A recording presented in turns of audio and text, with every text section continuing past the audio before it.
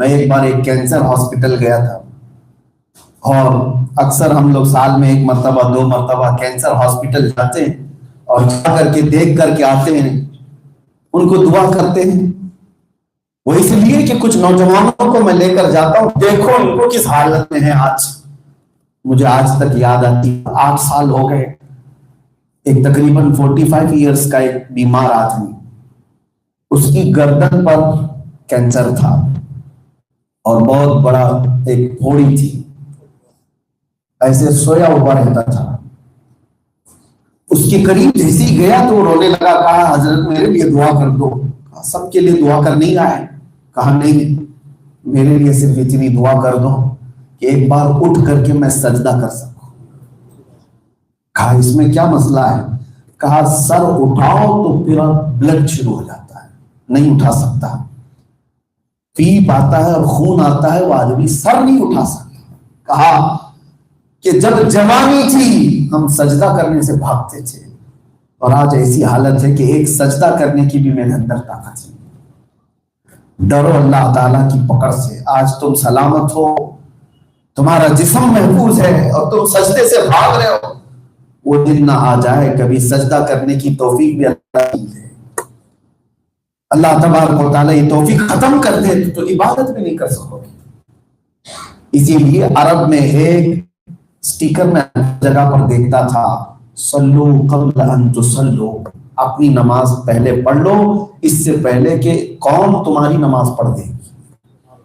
تمہیں لایا جائے گا ایک دن، ہمیں بھی لایا جائے گا، اور باندھ کر کے لایا جائے گا، ناک میں روئی ٹھونس کر کے، کانوں میں روئی لگا کر کے، کاٹن رکھ کر کے، پیٹ کو رسی سے باندھ کر، پیروں کو باندھ کر، سفید کپڑے میں امام کے سامنے لا کر رکھ دیا جائے گا۔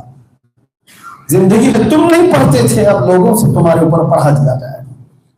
عزیزان گرامی وقار، ہمارے پاس بہت شارٹ ٹائم بچا ہوا ہے، بہت تیزی سے وقت گزر جائے گا۔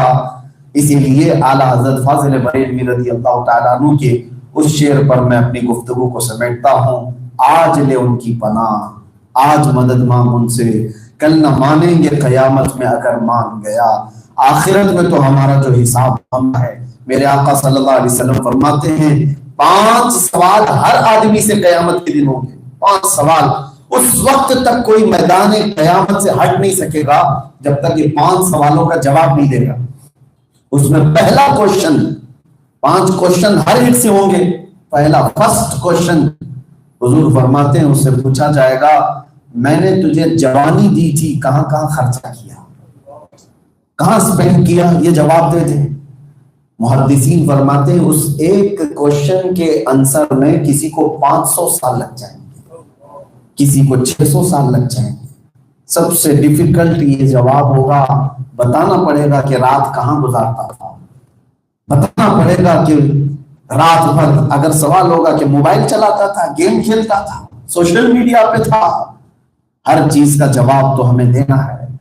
اسی لیے آج ہمیں اپنا احتساب کی ضرورت ہے۔ آ جاؤ بارگاہ مصطفیٰ صلی اللہ تعالیٰ علیہ وسلم میں، میرے نبی نے ہم کو جس طرح سے جینے کا سلیقہ دیا، اللہ ہمیں ویسا جینے کی توفیق عطا فرما دے۔ رب کریم ہم مومنین کو بڑے امتحانات سے محفوظ فرمائے۔ مولا ہم کمزور لوگ ہیں، ہم غریب لوگ ہیں، تیرے امتحان اور آزمائش کے قابل نہیں ہیں۔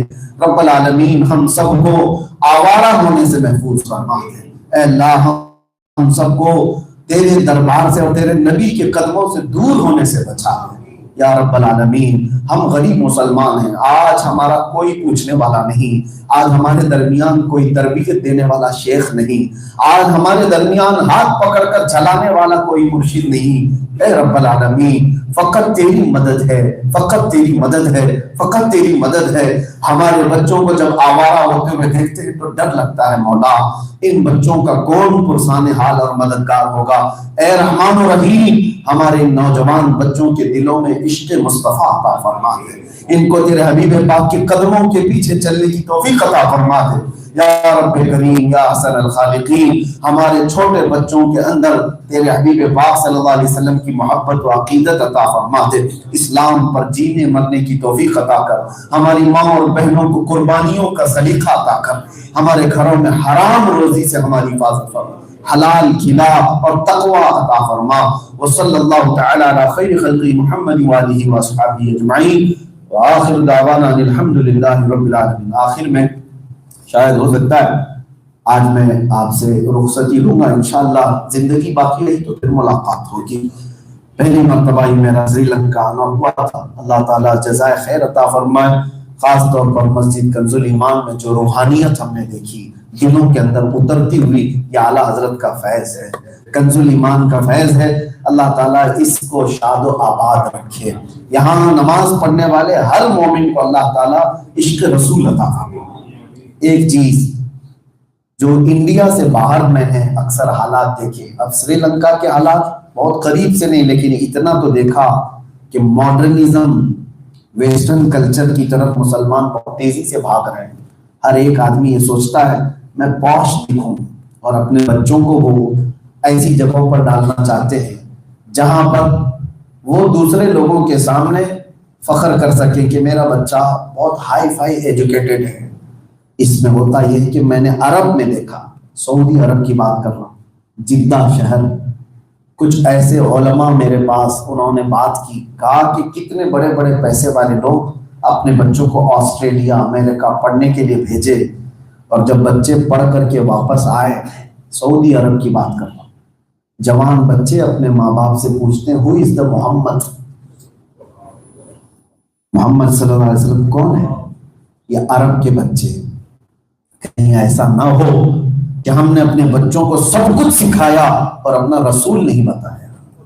اس لیے میرے عزیزو آپ پڑھاؤ لکھاؤ لیکن اتنی بات یاد رکھو کہ اپنے بچوں کو جب علم کی شروعات دو تو قرآن سے شروع کرو. بڑے اسکولوں میں پڑھاؤ، بڑی یونیورسٹیوں میں پڑھاؤ لیکن دین سے دور مت رکھو.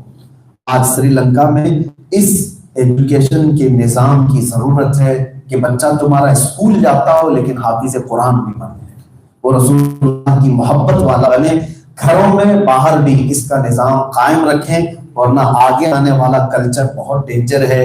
آپ کے بچے بھی کبھی آپ سے سوال نہ کر لیں اللہ اکبر. ایتھیزم بہت بڑھ رہا ہے، خدا کو نہیں مانتے لوگ، اللہ نہیں ہے، اسلام نہیں ہے، محمد نہیں ہے، قرآن نہیں ہے. معاذ اللہ.